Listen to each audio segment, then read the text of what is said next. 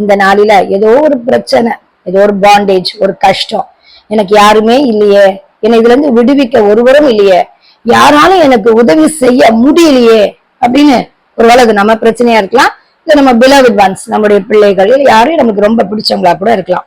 So யாருடைய வாழ்க்கையில ஒரு கஷ்டம், அந்த கஷ்டத்துல எனக்கு உதவி செய்ய யாருமே இல்ல அப்படின்னு சோர்ந்து போய் இருக்கிறார், அவங்களோட கூட தான் இன்னைக்கு பேசும் வேதம்.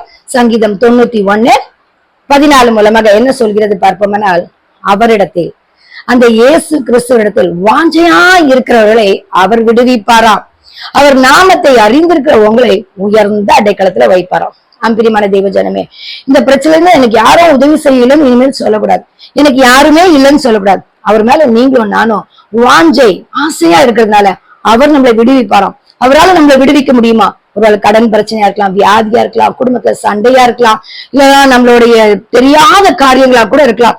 ஏதோ